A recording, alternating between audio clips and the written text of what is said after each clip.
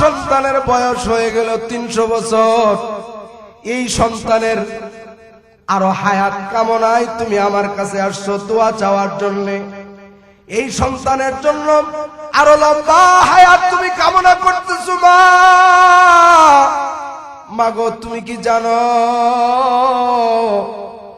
আখিরি পয়গম্বর বিশ্বনবী মুহাম্মদুর রাসূলুল্লাহ সাল্লাল্লাহু আলাইহি ওয়াসাল্লামের উম্মতেরা এই দুনিয়াতে কত বছর হায়াত পাবে? মাগো আখিরি জামানার মানুষগুলোর হায়াত কত হবে তুমি জানোনি? মুসলমান ভাইরা আমার, হযরত নূহ আলাইহিস সালাম বলে, মা আখিরি জামানার মানুষগুলো, শেষ জামানার মানুষগুলোর হায়াত হবে মাত্র 60 এবং 70-এর মাঝামাঝি। কিসের মাঝামাঝি? 60-70-এর মাঝামাঝি হায়াত পাবে। আল্লাহর রাসূল বলেন, আমারু উম্মতি মা বাইনা 60 ওয়া 70। আমার উম্মতের হায়াত হবে 60 এবং 70-এর মাঝামাঝি। মুসলমান ভাইরা আমার, হযরত নূহ আলাইহিস সালাতু ওয়াস সালাম যেই মাত্র বললেন আখিরি জামানার মানুষগুলোর হায়াত হবে মাত্র 60-70 বছর বয়স, এর ভিতরে তারা মরে শেষ হয়ে যাবে। এই কথা শুনে মহিলা এবার তাআজ্জব হয়ে গেল, আশ্চর্য হয়ে গেল। মহিলা আশ্চর্য হয়ে মাথায় হাত দিয়া বলে, ওগো আল্লাহর পয়গম্বর, যেই যুগের মানুষেরা এত অল্প হায়াত পাবে, আয়াবনুনা বুয়ুতান ফিল আরদি আয়াবনুনা বুয়ুতান ফিদ দুনিয়া। ওগো আল্লাহর পয়গম্বর, ওই আখিরি জামানার মানুষগুলা কি দুনিয়াতে এই 60-70 বছর হায়াতের জীবন কাটানোর জন্য কোন ঘর বাড়ি বানাইবো কিনা? মহিলা প্রশ্ন করে, ওগো আল্লাহর পয়গম্বর, এই 60-70 বছর হায়াত কাটানোর জন্য কি তারা দুনিয়াতে ঘর বাড়ি বাঁধবো? কথাটা বুঝেন নাই? মহিলা আশ্চর্য হইল, ব্যাপার কি, এত অল্প হায়াত? আখিরি জামানার নবীর উম্মতেরা এত অল্প হায়াত পাইব? মহিলা মনে মনে চিন্তা করছে, মনে হয় তারা দুনিয়াতে কোনো ঘর বাড়ি বাঁধবে না। যদি এই চিন্তা না করে তো জিগাই কি লেগে? কথা ঠিক না বে ঠিক? এই চিন্তা যদি মহিলার ভিতরে না আসে তো নূহ নবীরে প্রশ্ন করে কেন? মুসলমান ভাইরা আমার, ওই মহিলার চিন্তা হইল যেই নবীর উম্মতের হায়াত হবে মাত্র 60-70 বছর বয়স, আমার মনে হয় ওই যুগের মানুষেরা, ওই নবীর উম্মতেরা দুনিয়াতে কোনো ঘর বাড়ি বাঁধবে না। ভাইরা আমার, আমি আপনাদেরকে জিজ্ঞেস করি, আজ এই বিশ্বে, বর্তমান বিশ্বে আমাদের যে অবস্থা, দুনিয়ার প্রতি আমরা যেভাবে লালায়িত হয়ে আছি, আমাদেরকে দুনিয়ার মোহ যেভাবে গ্রাস করেছে, দুনিয়ার পিছনে আমরা যেভাবে পড়ে গেছি, দালান কোঠা, বিল্ডিং, অট্টালিকা, রাজপ্রাসাদ, বাড়িঘর তৈরি করার জন্য যে প্রতিযোগিতায় আমরা লেগে গেছি, বড় বড় ঘর লাগবে, বিল্ডিং লাগবে, বড় বড় বাড়ি লাগবে, প্রাসাদ লাগবে, বিশাল অট্টালিকা তৈরি করতে হবে। ইয়াতে যদি হারাম ইনকাম করা লাগে তাও করবে, ইয়াতে যদি সুদ খাওয়া লাগে তাও খাবে, ইয়াতে যদি ঘুষ খাওয়া লাগে তাও খাবে, ইয়াতে যদি অবৈধ রুজি রোজগার করা লাগে তাও করবে। তারপরেও তার বড় ঘর, বড় বাড়ি বানানো লাগবে। যে প্রতিযোগিতা বর্তমান বিশ্বের মুসলমানদের মধ্যে দেখা যাইতেছে, যে প্রতিযোগিতায় আমরা লেগে গেছি, ওই মহিলাকে যদি বর্তমান এই যুগে আমাদের সামনে এনে উপস্থিত করানো যাইত, ওই মহিলাকে যদি বর্তমান পৃথিবীর এই দৃশ্যটা দেখানো যাইত, মুসলমান ভাইরা আমার, আপনাদের কি মনে হয় আমি জানি না, কিন্তু আমার মন বলে ওই মহিলা নিশ্চিত এই দৃশ্য দেখে জাগার মধ্যে স্ট্রোক কইরা ফইরা যাইতো। কথা ঠিক না বে ঠিক? আর জোরে বলেন ঠিক না বে ঠিক? ওই মহিলারে যদি এই যুগে না দাঁড় করানো যাইতো, আমার মনে হয়, আপনাদের কি মনে হয় জানি না, আমার মনে হয় ওই মহিলা জায়গায় স্টপ করত। কুল্লু নাফসিন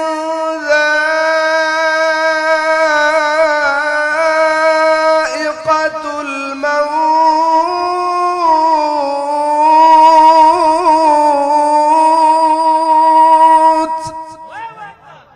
সুম্মা ইলাইনা তুরজাউন।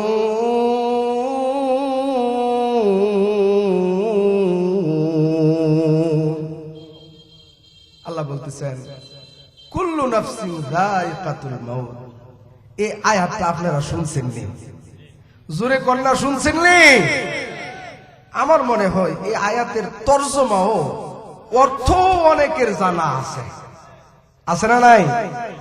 আল্লাহ বলতেছেন প্রত্যেকটা প্রাণীকেই মৃত্যুর স্বাদ গ্রহণ করতে হবে। মৃত্যুর স্বাদ কি করা লাগবে? গ্রহণ করা লাগবে। ইচ্ছাই হোক অনিচ্ছাই হোক, মনে চাইলেও এই স্বাদ গ্রহণ করতে হবে, মনে না চাইলেও এই স্বাদ নেওয়া লাগবে। ভাইরা, আল্লাহ বলছেন প্রত্যেকটা প্রাণীকে মৃত্যুর স্বাদ নিতে হবে। মৃত্যুর কি নিতে হবে? মৃত্যুর স্বাদ নিতে হবে। যায়িকাতুল মাউত, মৃত্যুর স্বাদ গ্রহণ করতে হবে, নিতে হবে। তার মানে বোঝা গেল মরণের একটা স্বাদ আছে। মরণের একটা কি আছে? মৃত্যুর একটা স্বাদ আছে। ভাইয়েরা আমার, স্বাদ কিন্তু ধরেন না কমপক্ষে দুই ধরনের। কয় ধরনের? একটা হইল মিঠা, আরেকটা হইল তিতা। একটা মিঠা আরেকটা তিতা। ভাইয়েরা আমার, আল্লাহ বলছেন মৃত্যুর স্বাদ গ্রহণ করতে হবে। এই কথা আমরা সবাই বিশ্বাস করি। যে আস্তিক সেও বিশ্বাস করে মরা লাগবে, যে নাস্তিক সেও বিশ্বাস করে মরণ লাগবে। আবু জাহেল যে আছিল হেও কিন্তু বিশ্বাস করত মরণ লাগবে। কথা ঠিক না বেঠিক? এই পৃথিবীর সবচেয়ে বড় নাস্তিক যে কোন সৃষ্টিকর্তাই বিশ্বাস করে না, যাদের থিওরি হলো স্রষ্টা বলতে কেউ নাই, বলেন না আউযুবিল্লাহ। এই নাস্তিকরাও মৃত্যুকে স্বীকার করে কি করে না? করে, মৃত্যুকে স্বীকার করে। আবার যারা আস্তিক, স্রষ্টায় যারা বিশ্বাসী, যারা সৃষ্টিকর্তায় বিশ্বাসী, যারা বিশ্বাস করে আমার একজন সৃষ্টিকর্তা আছে, আমাকে একজন বানানেওয়ালা আছে, এই আস্তিক যারা, এরাও মৃত্যুকে বিশ্বাস করে, স্বীকার করে। করে কি করে না? করে। ভাইয়েরা আমার, এখন আমাদের বুঝার বিষয় হইল আল্লাহ বলছেন এই মৃত্যুর স্বাদ নিতে হবে। মৃত্যুর স্বাদ হয়তো মিঠা হবে, মিষ্টি হবে, নতুবা তিতা হবে, তিক্ত হবে। কথা ঠিক না বেঠিক? মুসলমান ভাইরা আমার, এই মৃত্যু কারো জন্য মধুর মতো মিষ্টি হবে, আবার কারো জন্য চিরতার চেয়ে তিতা হবে। এখন আমাদেরকে বুঝতে হবে এই মরণ কার জন্য মিষ্টি হবে, মধুর মতো মিষ্টি হবে, আর কাদের জন্য এই মরণের স্বাদ চিরতার চাইতে বেশি তিতা হবে। জানা দরকার আছে না নাই? এটা একটু সামনে বলবো। মৃত্যুই কিন্তু শেষ না। মৃত্যুই কিনাও শেষ না। মৃত্যু হইল পরকালে যাওয়ার যতগুলা ঘাটি আছে, সর্বপ্রথম ঘাটি হইল মরণ। সর্বপ্রথম ঘাটির নাম কি? জোরে বলেন।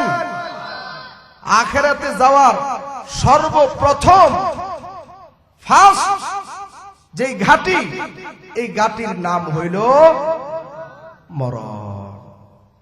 আল্লাহ বলেন এই মরণও কিন্তু শেষ না। এই মরণের পরে আবাদুল আবাদ, অনন্ত অসীম কালের এক জিন্দেগি তোমাদের সামনে আসতেছে। কি বলেন, আসতেছি কি আসতেছে না? আল্লাহ বলেন এই মরণের পরে সুম্মা ইলাইনা তুরজাউন, তোমাদেরকে আমি আল্লাহর কাছে ফিরিয়ে আনা হবে, ফিরিয়ে আনা হবে। এই তোমরা আসতে চাইবে না, তোমাদেরকে আনা হবে। এই আসামি কি জেলে যাইতে চায়? তাকে ধরে হাতে হ্যান্ডকাপ লাগিয়ে গ্রেফতার করে তারপরে তাকে হাজতে ঢুকানো হয়। কথা ঠিক না ঠিক? আল্লাহ বলেন এই মরণের পরে তোমাদেরকে আমার কাছে ফিরে আসা লাগবে, তোমাদেরকে আমি ফিরিয়ে আনবো। এই কথা বলে নাই যে তোমরা ফিরে আসবে, কারণ মানুষ ফিরে যাইতে চায় না, মানুষ মরতে চায় না। মানুষ কি করতে চায় না? মরতে চায় না, মানুষ মরতে চায় না। যেমন আল্লাহ রাসূল হাদিস শরীফে ইরশাদ ফরমান, ইউহিব্বুল ইনসানুল হায়াতা ওয়াল মাউতু খায়রুল লিনাফসিহি।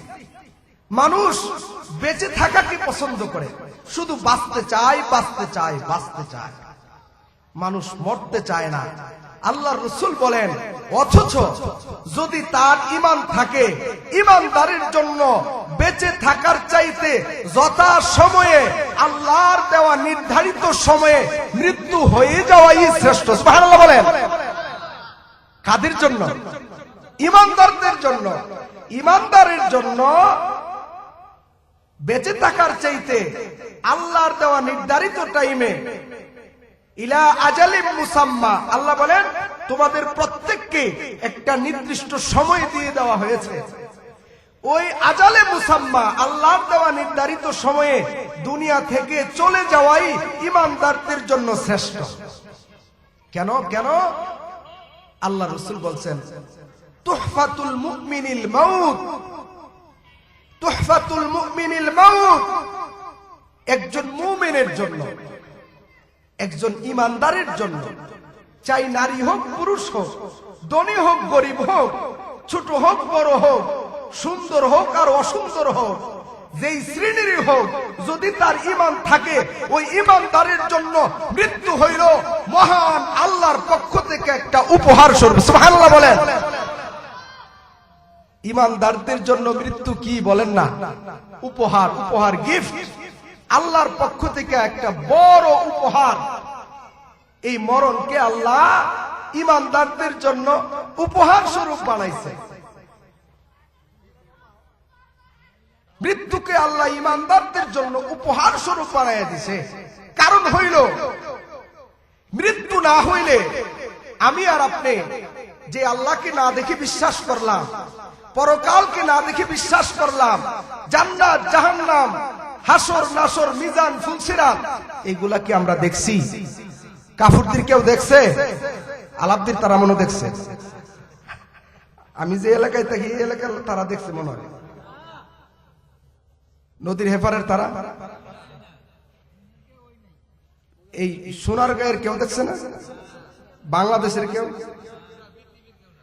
গোটা পৃথিবীর কেউ কিন্তু পরকালের কোনো কিছুই দেখে, কিন্তু না দেখা সত্ত্বেও আমরা বিশ্বাস করি কি করি না? আমরা আল্লাহ বিশ্বাসী কিনা? রাসূলদেরকে বিশ্বাস করি কি করি না? কবর, হাসর নাসর, মিজান ফুলসিরাত, জান্নাত জাহান্নাম, আল্লাহর যতগুলা দেওয়া বিশ্বাস করা লাগে, যে এই সমস্ত জিনিসে সমস্ত বিষয়গুলা বিশ্বাস করে আমরা হইছি বিশ্বাসী। আমরা কি হইছি? যত বিষয়ে ঈমান আনা দরকার হয় তত বিষয়ে, ওই সমস্ত বিষয়ে আমরা ঈমান এনে আমরা হইলাম ঈমানদার মুমিন। আমরা কি হইছি? ঈমানদার মুমিন। আর আল্লাহ বলেন মুমিনের জন্য, আল্লাহ রাসূল বলেন ঈমানদারের জন্য, একজন খাঁটি মুমিনের জন্য, নারী হোক পুরুষ হোক, ওই মুমিন বান্দা বান্দির জন্য মৃত্যুটা আল্লাহর পক্ষ থেকে একটা উপহার স্বরূপ। সুবহানাল্লাহ। কারণ কি? যে আল্লাহরে না দেখে বিশ্বাস করলাম, যে রাসূলকে না দেখে বিশ্বাস করলাম, সাহাবারা আর নবীজিকে দেখছে, আমরা কি আর দেখছিনি? দেখি নাই। আল্লাহকে দেখি নাই, রাসূলকে দেখি নাই। কবর, হাসর নাসর, মিজান ফুলসিরাত, জান্নাত ও জাহান্নাম কোনো কিছুই আমরা দেখি নাই। না দেখি আল্লাহকে বিশ্বাস করলাম, রাসূলকে বিশ্বাস করলাম, জান্নাত বিশ্বাস করলাম, জাহান্নাম বিশ্বাস করলাম। মুসলমান ভাইরা আমার, যে আল্লাহরে না দেখে বিশ্বাস করলাম গো, ওই আল্লাহরে দেখতে মনে চাই কি চায় না? আরো জোরে বলেন, চাই কি চায় না? যে জান্নাতের কথা শুনলাম, যে জান্নাতের নাজ নিয়ামতের কথা শুনো শুধুমাত্র আলেম উলামাদের জবান থেকে শুনে বিশ্বাস করলাম, ওই জান্নাতকে দেখতে মনে চাই কি চায় না? ওই জান্নাতে যাইতে মনে চাই কি চায় না? এখানে আওয়াজ করবেন না প্লিজ, কেউ আওয়াজ করবেন না, এগুলা করলে তো সৌন্দর্য নষ্ট হয়ে যাবে। এই পান টান কি এগুলা সরাও সরাও, এগুলা। যে জান্নাত দেখলাম না, জাহান্নাম দেখলাম না, যে জান্নাত না দেখে বিশ্বাস করলাম, যে আল্লাহকে না দেখে বিশ্বাস করলাম, ওই আল্লাহকে দেখতে মনে চাই কি চায় না? ওই জান্নাত দেখতে মনে চাই কি চায় না? ওই জান্নাতে যাইতে মনে চাই কি চায় না? ওই জান্নাতের নাজ নিয়ামত ভোগ করতে মনে চাই কি চায় না? সকলেরই তো চাই, কিন্তু ওই জান্নাতে যেতে হলে আসমান ও জমিনের মালিক, আমাদের মালিক মহান আল্লাহকে দেখতে হলে দুনিয়ার এই চর্মচক্ষু দিয়া দেখা যাবে না। আল্লাহকে দেখতে হলে আরেকটা চক্ষু লাগবে, ওই চক্ষু হবে মৃত্যুর পরে। কিসের পরে? মৃত্যুর পরে। সেই জন্য মৃত্যুবরণ করা ছাড়া আল্লাহর দিদার লাভ করা যাবে না, জান্নাতে যাওয়া যাবে না। সেই জন্য মৃত্যু অনিবার্য একটা বিষয়। এই মৃত্যুকে প্রত্যেককেই করতে হবে বরণ, মরণকে করতে হবে বরণ। মরণকে বরণ করা ছাড়া কোনো উপায় নাই। মুসলমান ভাইরা আমার, মানুষ মরতে চায় না, মানুষ শুধু বাঁচতে চায়। কি করতে চায়? বাঁচতে চায়, বাঁচতে চায়। কেউ দুনিয়াতে মরতে চায় না। মুসলমান ভাইরা আমার, মানুষ যে মরতে চায় না তার একটা বাস্তব প্রমাণ শুনেন। আল্লাহর পয়গম্বর হযরত নূহ আলাইহিস সালাতু ওয়াস সালামের কাছে এক মা তার সন্তানকে নিয়ে আসছে। কাকে নিয়ে আসছে? সন্তানকে নিয়ে আসছে। ওই সন্তানের বয়স হইল 300 বছর। কয়শো বছর? জোরে বলেন, কয়শো? 300 বছর বয়সের এক সন্তানকে মা হাতে ধরে আল্লাহর পয়গম্বর হযরত নূহ আলাইহিস সালাতু ওয়াস সালামের কাছে নিয়ে উপস্থিত হয়ে গেল। মা ডাকে বলে, ইয়া নবী আল্লাহি নূহ, ওগো আল্লাহর পয়গম্বর নূহ, উদউ লা, আমার এই সন্তানটার জন্য একটু দোয়া করেন। কি করেন? দোয়া করেন। হযরত নূহ আলাইহিস সালাতু ওয়াস সালাম জিজ্ঞেস করলেন, মা, মাগো, তোমার সন্তানের জন্য আমি কোন দোয়া করব? কিসের দোয়া করতাম? মা বলে, ওগো আল্লাহর পয়গম্বর, আপনি একটু দোয়া করেন, আল্লাহ যেন আমার এই ছোট্ট সন্তানটাকে দীর্ঘ লম্বা একটা হায়াত দান করে। কি দান করে? দীর্ঘ লম্বা একটা হায়াত দান করে। হযরত নূহ আলাইহিস সালাতু ওয়াস সালাম জিজ্ঞেস করলো, মা, আপনার এই সন্তান এখনো ছোট রয়ে গেছে, দেখতে তো দেখা যায় আপনার সন্তানের বয়স মোটামুটি কম হয়েছে না? মাগো, আপনার সন্তানের বয়স কত? কি কত? নূহ আলাইহিস সালাতু ওয়াস সালাম জিজ্ঞেস করছে মহিলাকে, আপনার ছেলের বয়স কত? এবার মহিলা ডাক দিয়ে বলে, ও আল্লাহর পয়গম্বর, আমার সন্তানের বয়স 300 সানা। 300 সানা। আমার সন্তানের বয়স হইল 300 বছর। কয়শো বছর? আরো জোরে বলেন, কয়শো বছর? 300 বছর বয়সের সন্তানরে মা লয়ে আইছি হযরত নূহ আলাইহিস সালাতু ওয়াস সালামের কাছে। আইনা বলতেছে, ওগো আল্লাহর পয়গম্বর, আমার ছেলেটার জন্য আল্লাহ যেন লম্বা হায়াত দেয়, একটু দোয়া করেন। কি করেন? দোয়া করেন। হযরত নূহ আলাইহিস সালাতু ওয়াস সালাম ডাক দিয়ে বলে, মা, মাগো, তোমার সন্তানের বয়স হয়ে গেল 300 বছর। এই সন্তানের আরো হায়াত কামনায় তুমি আমার কাছে আসছো দোয়া চাওয়ার জন্য। এই সন্তানের জন্য আরো লম্বা হায়াত তুমি কামনা করতেছো মাগো তুমি কি জানো আখিরি পয়গম্বর বিশ্বনবী মুহাম্মদুর রাসূলুল্লাহ সাল্লাল্লাহু আলাইহি ওয়াসাল্লামের উম্মতেরা এই দুনিয়াতে কত বছর হায়াত পাবে মাগো আখিরি জামানার মানুষগুলোর হায়াত কত হবে তুমি জানোনি মুসলমান ভাইরা আমার হযরত নূহ আলাইহিস সালাম বলে মা আখিরি জামানার মানুষগুলো শেষ জামানার মানুষগুলোর হায়াত হবে মাত্র 60 এবং 70 এর মাঝামাঝি কিসের মাঝামাঝি 60-70 এর মাঝামাঝি হায়াত পাবে আল্লাহর রাসূল বলেন আমারু উম্মতি মা বাইনা 60 ওয়া 70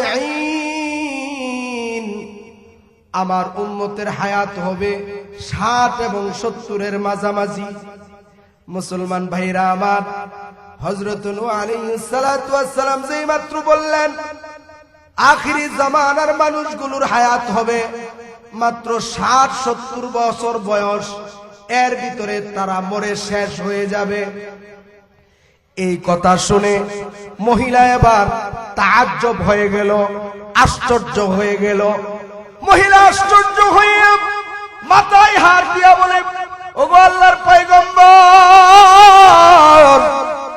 যেই যুগের মানুষেরা এত অল্প হায়াত পাবে আয়াবনুনা বুয়ুতান ফিল আরদি আয়াবনুনা বুয়ুতান ফিদ দুনিয়া ওগো আল্লাহর পয়গম্বর ওই আখিরি জামানার মানুষগুলা কি দুনিয়াতে এই 60-70 বছর হায়াতের জীবন কাটানোর জন্য কোন ঘর বাড়ি বানাইবো কিনা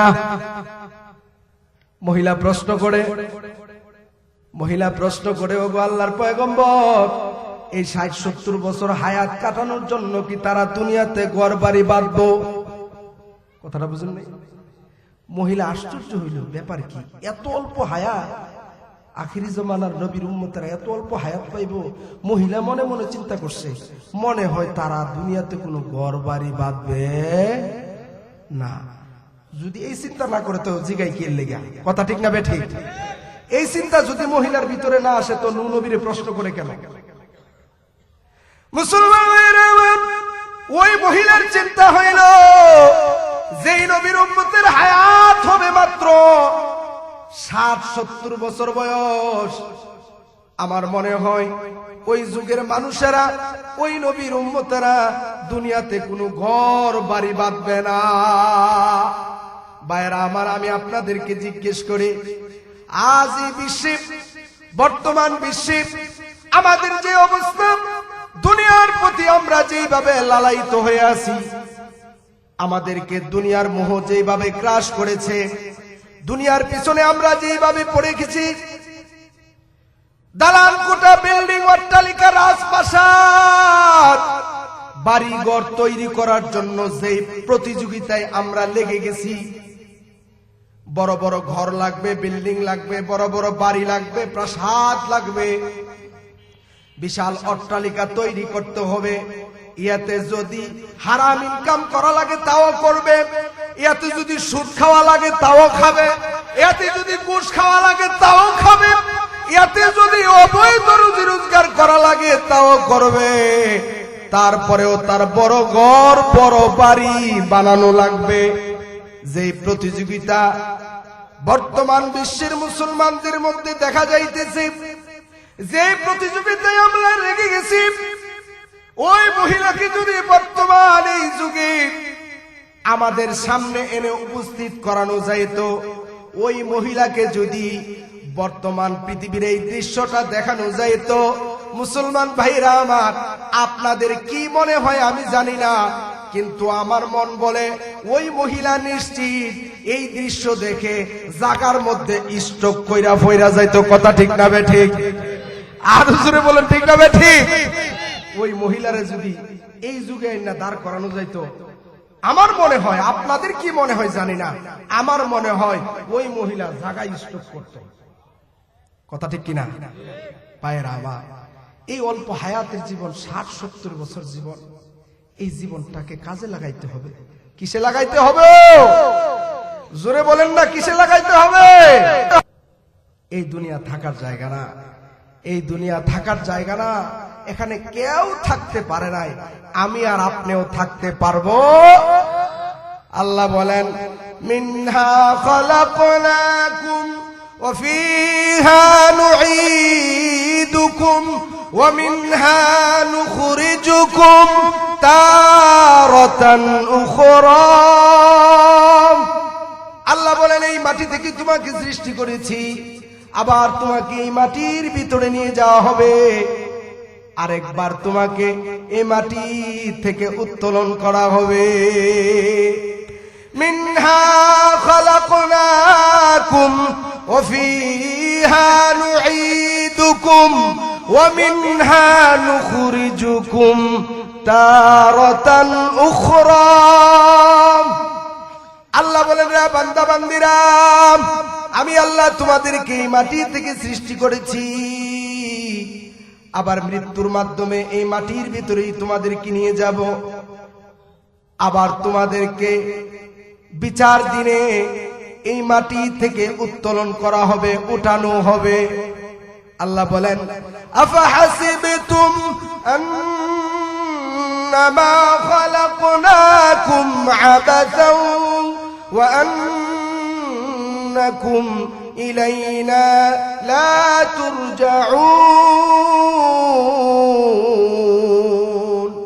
রে আমার বান্দা বান্দিরা, তোমরা কি মনে করেছো তোমাদেরকে আমি আল্লাহ অযথাই সৃষ্টি করেছি, বেহুদা সৃষ্টি করেছি, অনর্থক সৃষ্টি করেছি?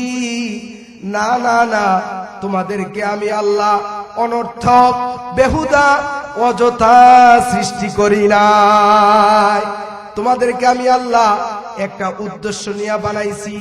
তোমরা ভাবিও না তোমাদেরকে আমি আল্লাহ অযথা সৃষ্টি করেছি আর তোমাদেরকে আমার কাছে ফিরে আসতে হবে না, এই ভাবনাও তোমরা রাখিও না, বরং অবশ্যই অবশ্যই তোমাদেরকে আমি আল্লাহর কাছে ফিরে আসতে হবে। আমাদেরকে কার কাছে ফিরে যাওয়া লাগবে? জোরে বলেন না, কার কাছে? মনে চাইলেও যেতে হবে, না চাইলেও যেতে হবে, ইচ্ছা হলেও যেতে হবে, ইচ্ছা না হলেও যেতে হবে। আল্লাহ বলেন, আইনামা তাকুনু ইউদরিকুমুল মাউত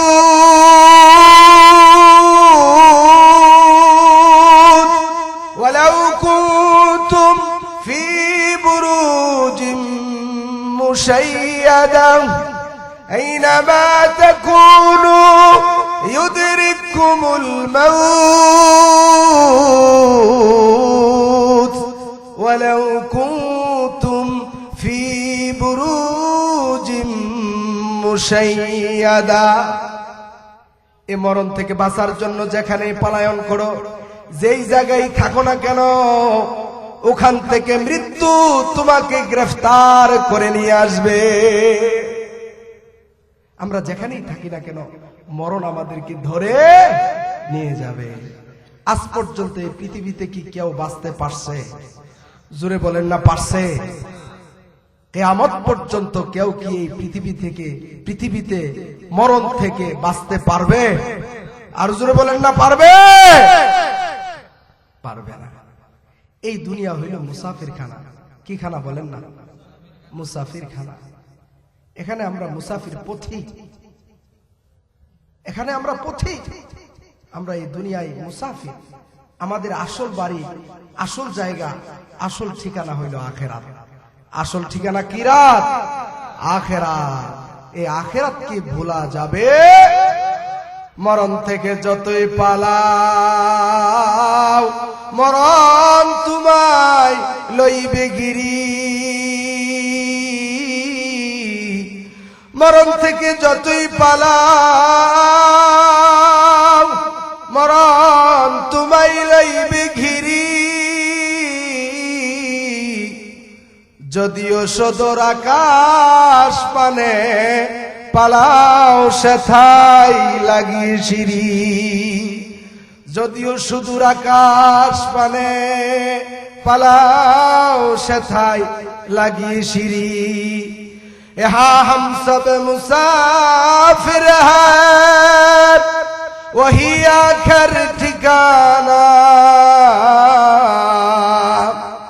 यहाँ हम सब मुसाफिर हैं वही आखिर ठिकाना कोई आगे रवाना है कोई पीछे रवाना कोई आगे रवाना है कोई पीछे रवाना এইখানেতে পথিক মোরা ওইখানেতে বাড়ি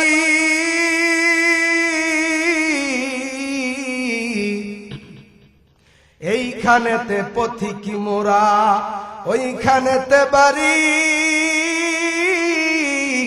কেহ আগে দিচ্ছে পারি কেউ বা পরে পারি কেহ আগে দিচ্ছে পারি কেউ বা পরে পারি মুসাফির হর কুজা বাসদ ওয়াতন রায়াদ মিদারাদ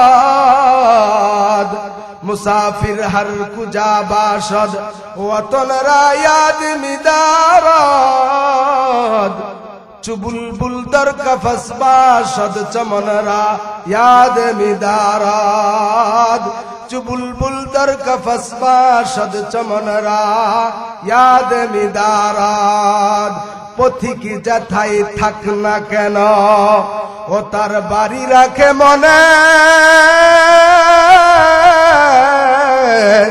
পথিক যেথায় থাকে না কেন ও তার বাড়ি রাখে মনে খাঁচার বন্দি বুলবুলিদের মন যে থাকে বনে খাঁচার বন্দি বুলবুলিদের মন যে থাকে বনে ये जहां फानी है इसमें कोई लाफानी नहीं ये जहां फानी है इसमें कोई लाफानी नहीं ये न समझो दुनिया में अनवर शका फानी नहीं ये न समझो दुनिया में अनवर शका फानी नहीं ये न समझो दुनिया में मेंबर का फानी नहीं ये न समझो दुनिया में चेयरमैन का फानी नहीं ये न समझो दुनिया में एमपी का फानी नहीं ये न समझो दुनिया में जमींदार का फानी नहीं ये न समझो दुनिया में क्षमताधर का फानी नहीं कथा ठीक ना बे ठीक मुसलमान भाईरा বিশ্ববিখ্যাত বুজুর্গ আল্লাহর ওলি উপমহাদেশের শ্রেষ্ঠ আলেম আল্লামা আনোয়ার শাহ কাশ্মীরি রহমাতুল্লাহি আলাইহি নিজেকে সম্বোধন করে বলতেছেন রে আনোয়ার এই দুনিয়া হইল ক্ষণস্থায়ী এই দুনিয়াতে কেউ চিরস্থায়ী থাকতে পারে না এই দুনিয়ায় কেউ চিরস্থায়ী হয় না আনোয়ার তুমি কিন্তু ভেবো না যে তুমি এই দুনিয়াতে চিরদিন থাকবা তোমাকেও কিন্তু এই দুনিয়া ছেড়ে আখিরাতের পথে পাড়ি জমাইতে হবে মুসলমান ভাইরা আমার সুতরাং এই দুনিয়া থাকার জায়গা আল্লাহর নবী বলেন যেহেতু আমার উম্মতেরা তোমরা দুনিয়াতে থাকতে পারবা না এই দুনিয়াতে যদি কেউ থাকতে পারতো তিনি ছিলেন মুহাম্মাদুর রাসূলুল্লাহ সাল্লাল্লাহু আলাইহি ওয়াসাল্লাম এই দুনিয়াতে যদি কারো মৃত্যুবরণ করা না লাগতো যদি কেউ চিরদিন এই দুনিয়াতে থাকতে পারতেন একমাত্র ছিলেন মুহাম্মাদুর রাসূলুল্লাহ সাল্লাল্লাহু আলাইহি ওয়াসাল্লাম কারণ হইল এই পৃথিবীতে মুহাম্মাদুর রাসূলুল্লাহ সাল্লাল্লাহু আলাইহি ওয়াসাল্লাম থেকে বেশি মহব্বত আল্লাহ দুনিয়ার কাউকে করেন না সুবহানাল্লাহ বলেন আল্লাহ তার প্রিয় হাবিবকে তার বন্ধু বানায় নিয়েছে মুহাম্মাদুর রাসূলুল্লাহ সাল্লাল্লাহু আলাইহি ওয়াসাল্লামকে আল্লাহ তার হাবিব তার প্রিয় বন্ধু হিসেবে ঘোষণা করছে কথা ঠিক না বেঠিক যেহেতু আল্লাহর হাবিব আল্লাহর প্রিয় বন্ধু মুহাম্মাদুর রাসূলুল্লাহ সাল্লাল্লাহু আলাইহি ওয়াসাল্লাম তিনি এই দুনিয়াতে চিরদিন থাকতে পারে নাই, সুতরাং এই পৃথিবীতে আর কারো চিরদিন থাকার মতো কোনো সম্ভাবনা নাই। কথা ঠিক না বেঠিক? আল্লাহর পয়গম্বর হযরত মূসা আলাইহিস সালাতু ওয়াত তাসলিম আল্লাহকে বলেন, হে আল্লাহ, কি বলেন? হে আল্লাহ, আপনি আমাকে এমন একটা কালেমা দেন, এমন একটা জিকির দেন, যেই জিকির, যে কালেমা আপনি অতীতে কাউকে দেন নাই, আমার পরেও কাউকে দিবেন না। কথাটা বুঝছেন? এমন একটা কালেমা আমারে দান করেন, যে কালেমাটা অতীতে কাউকে দেন নাই, আমার পরেও কাউকে দিবেন না, এমন একটা বিশেষ কালেমা আমারে দান করেন। কথাটা বুঝাইতে পারছি? আল্লাহ কি বলে শুনেন। আল্লাহ বলেন, কুল লা ইলাহা ইল্লাল্লাহ, লা ইলাহা ইল্লাল্লাহ। আল্লাহ যখন এই কথা বলছে, মূসা আলাইহিস সালাম বলে, আল্লাহ আমি বললাম কি আর আপনি দিলেন কি? চাইলাম কি আর আপনি দিলেন কি? আপনি তো ফুরান মালই আমার আবার দিছেন ঘুরাইয়া। কি মাল দিছেন? ফুরান মালই দিতেছেন। এটা তো ফুরান জিনিস, এটা তো আমি জানি। এটা কি করি আমি জানি, এটা তো এতদিন ফইরাইছি, এখন নতুন কিছু চাইছি, নতুন নতুন এবং আনকমন, যেটা অতীতে কাউকে দেন নাই, ভবিষ্যতে আমার ছাড়া আর কাউকে দিবেন না। আল্লাহ আমি তো এটা চাইছি না, আমি চাইছি এমন একটা কালিমা যেটা শুধু আমাকেই দিবেন আর কাউকে দিবেন না।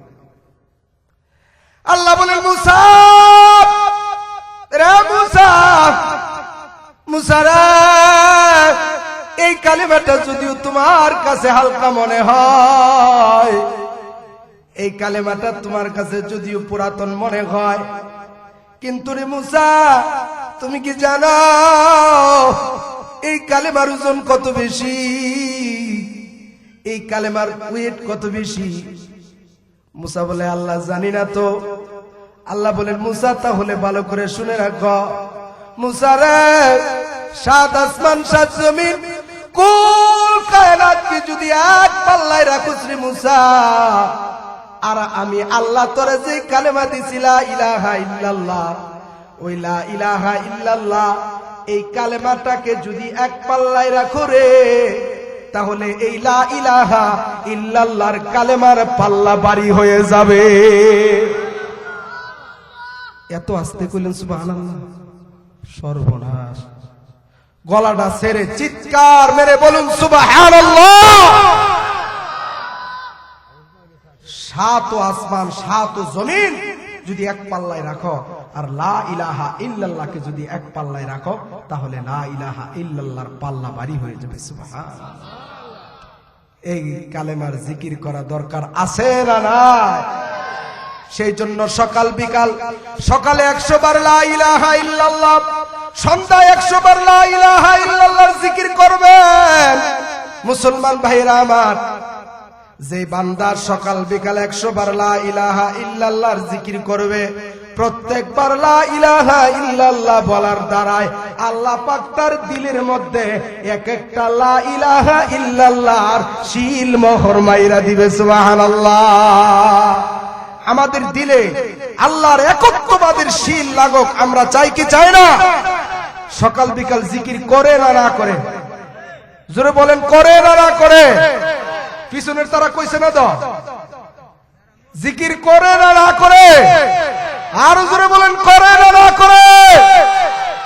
আল্লাহর রাসূল বলেন, যারা জিকির করতে করতে নিজের জিহ্বাকে তরতাজা রাখবে, কিয়ামতের ময়দানে তারা হাসতে হাসতে আল্লাহর জান্নাতে চলে যাবে।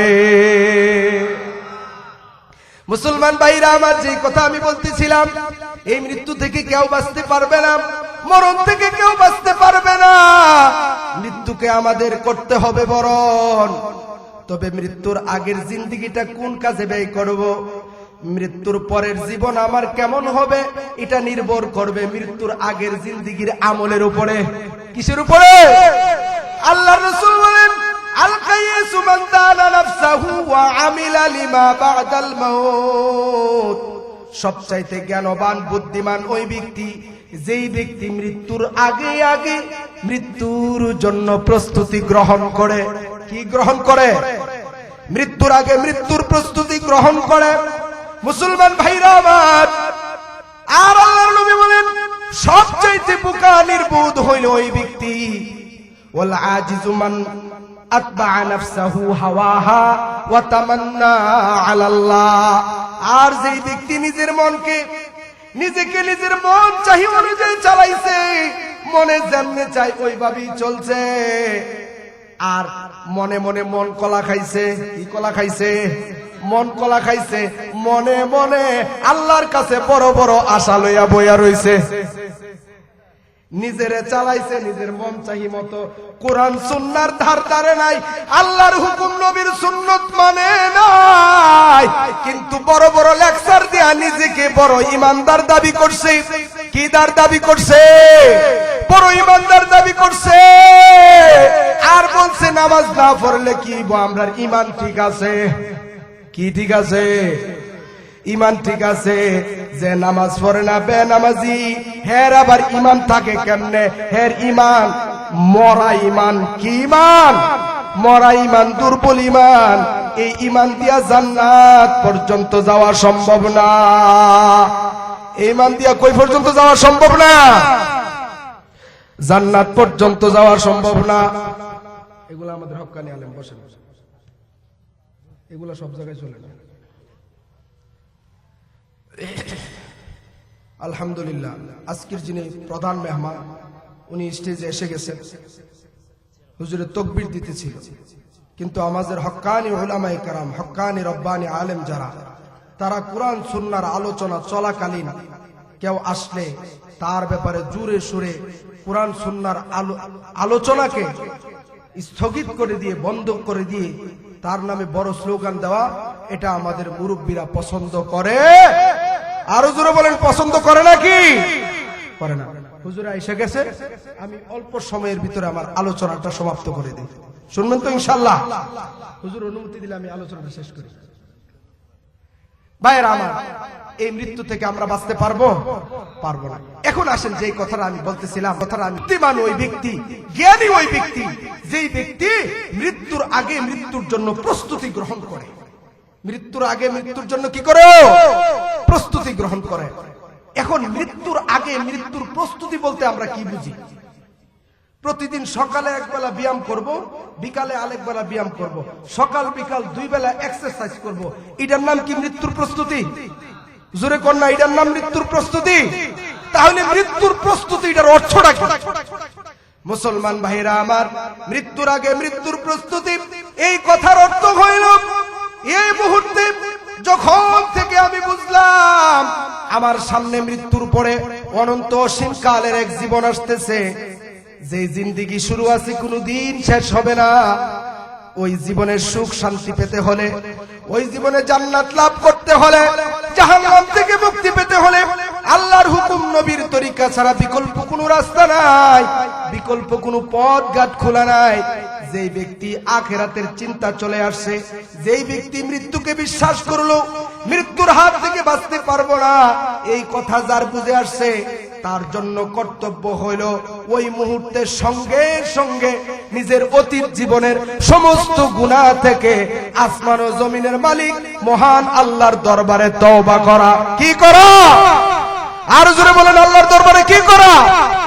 অতীত গুনাহের জন্য আল্লাহর কাছে তওবা করা, এবং সঙ্গে সঙ্গে সমস্ত প্রকার গুনাহের কাজ পরিহার করা, গুনার সমস্ত কাজ ছেড়ে দেওয়া।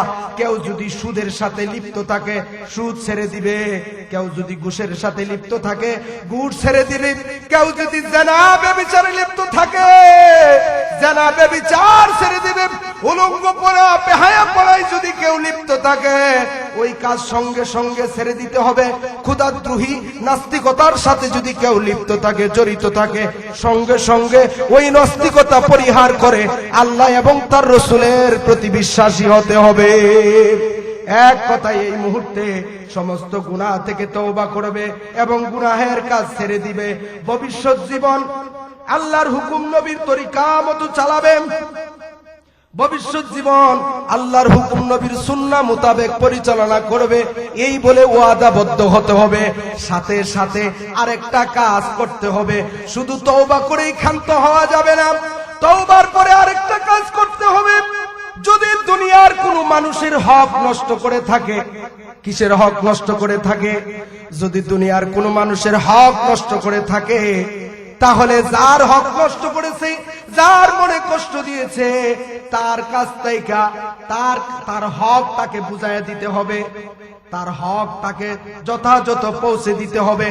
আর যদি হক পৌঁছানোর সামর্থ্য না থাকে, কমপক্ষে তার কাছ থেকে ক্ষমা চেয়ে নিতে হবে। কি চেয়ে নিতে হবে? সুতরাং যারা মানুষের উপর জুলুম করেছে, যারা মানুষের উপর অন্যায় অবিচার করেছে, ক্ষমতা পাইয়া যারা ক্ষমতার দাপট দেখায়, মানুষের নামে মিথ্যা মামলা দেয়, মানুষকে অযথা হয়রানি করে, এই যে তার মনে কষ্ট দিছে, তাকে আঘাত দিছে, আল্লাহর কাছে তওবা করলে আল্লাহ তার হক মাফ করে দিবে। আল্লাহর যে হক আছে ওই হক আল্লাহ মাফ করে দিবে, কিন্তু বান্দার হক আল্লাহ মাফ করবে না যতক্ষণ না পর্যন্ত বান্দা তাকে মাফ না করবে। সেই জন্য মুসলমান ভাইরা আমার, হাতে ধরে পায়ে পড়ে বলি, কারো মনে যদি কষ্ট দিয়ে থাকেন, কাউকে যদি অযথা পেরেশান দিয়ে থাকেন, কারো মনে যদি ব্যথা দিয়ে থাকেন, কারো হক যদি নষ্ট করে থাকেন, দয়া করে মেহেরবানি করে আজকের পরে তার কাছ থেকে ক্ষমা চেয়ে নিবেন, তার হক তাকে পৌঁছে দিবেন। সবাই রাজি আছি তো ইনশাআল্লাহ? যার হক মেরেছি, যার হক নষ্ট করেছি, তার কাছে যে কোনো ভাবে তার হক পৌঁছায় দেব। আর যদি হক পৌঁছে দেওয়ার সামর্থ্য না থাকে, কমপক্ষে তার কাছে ক্ষমা চেয়ে নেব। রাজি আছি তো ইনশাআল্লাহ?